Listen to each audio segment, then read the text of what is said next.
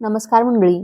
तुम्हाला माहिती आहे का, की तुम्ही स्वतःच्या शरीराच्या काही संकेतांकडे पाहून अंदाज लावू शकता, की तुम्ही किती वर्ष अजून जगू शकता? हो, काही असे संकेत असतात, जे दाखवतात, की तुमच्याकडे किती वेळ उरलेला आहे. आणि सर्वात आश्चर्याची गोष्ट म्हणजे बरेच लोक हे संकेत दुर्लक्षित करतात. जोपर्यंत खूप उशीर होत नाही, खूप लोकांना वाटतं, की दीर्घायुष्य फक्त नशिबावर किंवा जनुकीयतेवर अवलंबून असतं. पण सायन्सने सिद्ध केलं आहे की हे खरं नाही. काही स्पष्ट संकेत असतात जे दाखवतात की तुमचं आरोग्य मजबूत आहे किंवा मग तुमचं शरीर शांतपणे अलार्म देते की काहीतरी बरोबर नाही चाललं.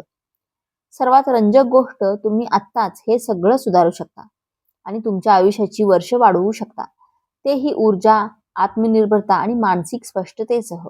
जर तुमचं वय 65 वर्ष किंवा त्याहून जास्त असेल तर लक्ष द्या. कारण जे मी तुम्हाला सांगणार आहे ते तुमचं आयुष्य बदलू शकतं. कदाचित तुम्हाला याची जाणीव नसेल, पण तुमचं शरीर आधीच तुम्हाला संकेत देत आहे. आणि जेव्हा तुम्ही हे संकेत ओळखाल, तेव्हा सगळं समजायला लागेल. चला पहिल्या संकेताकडे जाऊया. जर एखादी साधी सवय तुमचं वय आणि आरोग्याचा अंदाज लावू शकते, तर ती आहे चालण्याची पद्धत. तुमच्या चालण्याच्या गतीवरून केवळ तुमची सक्रियता समजत नाही, तर ती तुमच्या स्नायूंची ताकद, हृदयाचं आरोग्य आणि मेंदूच्या कार्यक्षमतेचाही एक खरा निर्देशक असतो. वैज्ञानिक संशोधनातून असं समोर आलं आहे की जे वयोवृद्ध लोक जलद गतीने चालतात ते सामान्यतः अधिक वर्ष जगतात. याचा अर्थ असा नाही की तुम्हाला धावावं लागेल किंवा स्वतःला जास्त थकवावं लागेल. पण याचा अर्थ हा आहे की तुम्ही सुस्त चाल टाळली पाहिजे. जेव्हा तुम्ही आत्मविश्वास आणि ऊर्जा याने चालता, तेव्हा हे दर्शवतं की तुमचं हृदय मजबूत आहे, तुमचे स्नायू सक्रिय आहेत आणि तुमचा मेंदू बाह्य जगाशी चांगलं जुळवून घेत आहे. विचार करा, काय तुम्ही अजूनही पूर्वीसारखे वेगाने चालता, की तुमची चाल संथ झाली आहे? जर तुम्हाला वाटत असेल की तुमची गती कमी होत आहे, तर ही एक चेतावणी संकेत असू शकतो. पण चांगली बातमी ही आहे की तुम्ही ही सुधारू शकता. दैनिक जीवनातील छोट्या सवयी मोठा बदल घडवू शकतात. जेव्हा शक्य असेल, थोडं वेगाने चालण्याचा प्रयत्न करा. तुमचा कणा सरळ ठेवा आणि घरात चालताना फर्निचर किंवा रेलिंगचा आधार कमी घ्या. जर शक्य असेल तर बाहेर फेरफटका मारा. हे केवळ तुमचं शारीरिक आरोग्यच नव्हे, तर मानसिक आरोग्यासाठीही फायदेशीर असेल. चालण्याची गती तुमच्या जीवनशक्तीचं प्रतीक आहे. जर तुम्हाला दीर्घायुष्य हवं असेल, तर याकडे लक्ष देणे आवश्यक आहे. पण शरीराचा एक आणखीन संकेत आहे, जो तुमच्या आरोग्याबद्दल खूप काही सांगतो आणि तो तुमच्या हातात लपलेला आहे. आता तुमच्या हातांकडे पहा. विशेषतः या गोष्टीकडे लक्ष द्या की तुम्ही वस्तू कशा पकडता. काय तुमची पकड मजबूत आहे, की तुम्हाला वाटतं की पूर्वीच्या तुलनेत तुमची पकड कमकुवत झाली आहे? तुमच्या तळहाताची पकड तुमच्या आरोग्याबद्दल खूप काही सांगते. मजबूत पकड याचा अर्थ फक्त एवढाच नाही की तुमचे स्नायू बलवान आहेत, तर हेही दर्शवतं की तुमचं नर्व्हस सिस्टीम व्यवस्थित काम करत आहे, तुमचं रक्ताभिसरण चांगलं आहे आणि तुमच्या शरीरात अजूनही भरपूर ताकद आहे. सायन्सने हे सिद्ध केलं आहे की ज्या पुरुष आणि महिलांची हाताची पकड मजबूत असते, ते सामान्यतः जास्त वर्ष जगतात आणि त्यांना हृदयरोग किंवा न्यूरोलॉजिकल समस्यांचा धोका कमी असतो. आता विचार करा, जेव्हा तुम्ही ग्लास पकडता, एखादं झाकण उघडता किंवा कोणाशी हस्तांदोलन करता, तेव्हा तुम्हाला जाणवतं की तुमची पकड कमजोर होत चालली आहे. तुम्हाला जड वस्तू उचलण्यात पूर्वीपेक्षा जास्त अडचण येत आहे का? हा बदल अचानक होत नाही, हळूहळू. जर आपण लक्ष दिलं नाही तर हात आणि हातांचे स्नायू कमजोर होऊ लागतात आणि हा स्पष्ट संकेत आहे की शरीराची ताकद कमी होत आहे. पण जे कोणी सांगत नाहीत ते म्हणजे तुम्ही ते परत मिळवू शकता. जसं चालण्यामुळे पायांचे स्नायू मजबूत होतात, तसंच लहान लहान व्यायामांनी हात आणि बाजूंची ताकद ही परत मिळवू शकते. तुम्हाला जिम मध्ये जाण्याची गरज नाही. फक्त ही सोपी सवय अंगीकारा. दिवसभरात काही वेळा एक रबर बॉल दाबण्याचा प्रयत्न करा. ओले कपडे जोरात पिळा. थोडं जड सामान उचलण्याचा सराव करा. हे छोटे छोटे पावलं हळूहळू तुमच्या हातांची ताकद परत आणतील आणि तुम्हाला पुन्हा तुमचे रोजचे कामे सहज आणि आत्मविश्वासाने करण्यास मदत करतील. कमजोर पकड ही केवळ वय वाढण्यानंच संकेत नाही, तर ती तुमच्या शरीराच्या ताकदीबाबत इशारा आहे. आणि जर तुम्हाला दीर्घकाळ आत्मनिर्भर राहायचं असेल तर हे दुर्लक्ष करून चालणार नाही. आता केवळ हातांची ताकद नव्हे, एक आणखीन शारीरिक क्षमता आहे जी तुमच्या आरोग्य आणि दीर्घायुष्याबद्दल खूप काही सांगते आणि याचा वजन उचलण्याशी काहीही संबंध नाही. आता एक छोटीशी चाचणी करा. सरळ उभं राहा आणि एक पाय वर करून किमान 10 सेकंदापर्यंत समतोल साधण्याचा प्रयत्न करा. काय तुम्ही करू शकलात की तुमचं शरीर हलायला लागलं आणि तुम्हाला लगेच दुसरा पाय जमिनीवर ठेवावा लागला? ही सोपी चाचणी तुमच्या आरोग्याबद्दल आणि संभाव्य आयुष्यमानाबद्दल खूप काही सांगू शकते. समतोल म्हणजे फक्त चांगली मुद्रा किंवा पायांची ताकद नव्हे, यात तुमचा मेंदू, स्नायू आणि नर्वस सिस्टीम सर्व सहभागी असतात. जर तुमचा समतोल बिघडत असेल तर हे याचा संकेत असू शकतं की तुमच्या स्नायूंची ताकद आणि समन्वय कमी होत आहे आणि हीच ती कारणं आहे की ज्यामुळे वयोवृद्धांना पडण्याचा धोका अधिक असतो. आणि एक अशी गोष्ट जी फार थोड्या लोकांना माहिती आहे, पडणं 65 वर्षानंतर सर्वात धोकादायक समस्यांपैकी एक आहे.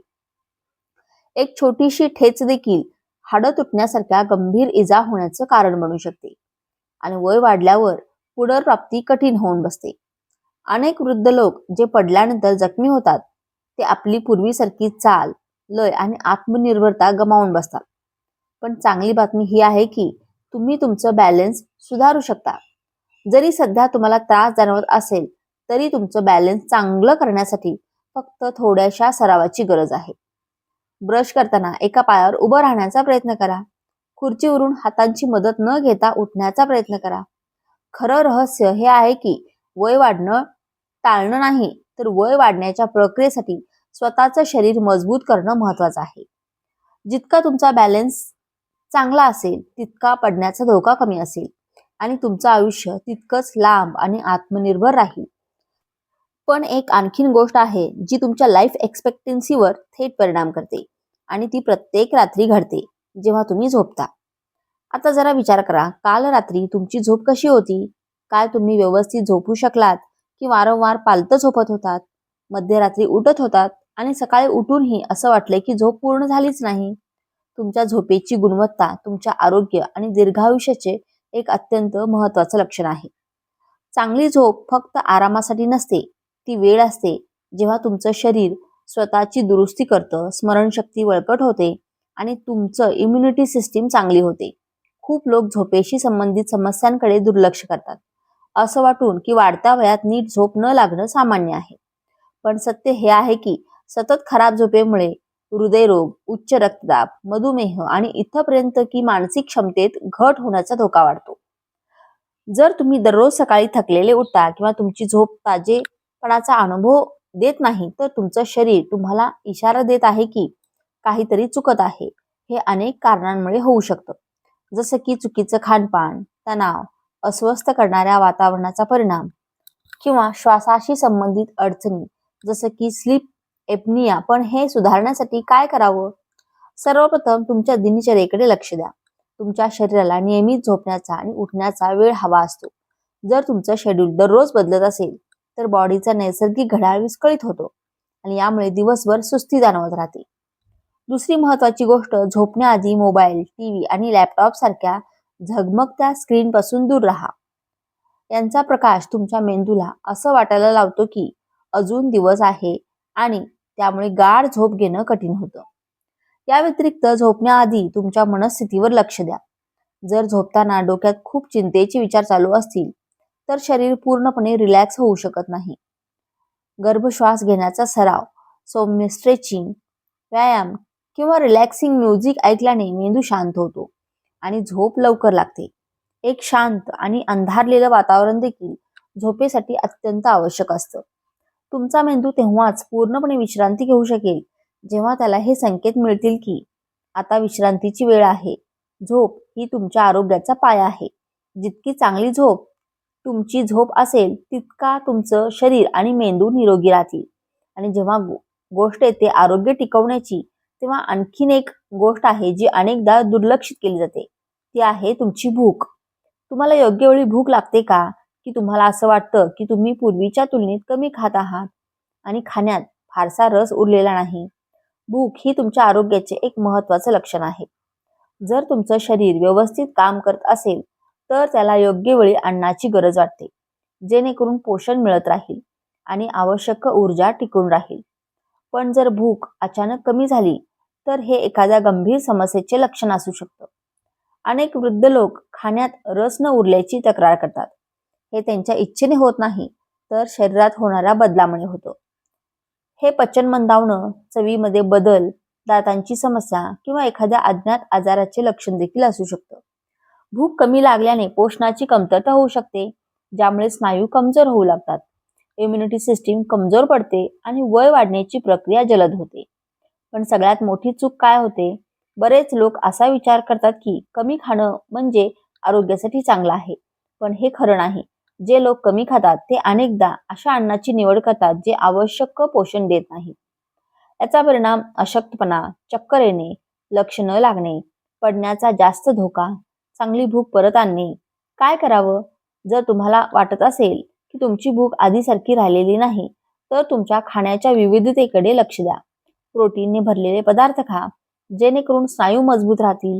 चांगली चरबी, गुड फॅट्स मेंदूच्या आरोग्यासाठी आवश्यक आहेत. जटिल कार्बोहायड्रेट्स तुम्हाला पूर्ण दिवस ऊर्जावान ठेवतात. फळे, भाज्या आणि नैसर्गिक प्रोटीनने समृद्ध आहारामुळे तुमचं ऊर्जा आणि इम्युनिटी दोन्ही वाढतील. एक आणखीन महत्त्वाची गोष्ट, नियमितपणे अन्न घेण्याची सवय लावा. शरीर एक ठराविक वेळापत्रकानुसार सर्वात चांगलं कार्य करतं आणि हे अन्नावरही लागू होतं. जर शक्य असेल तर एकटं जेवणं टाळा.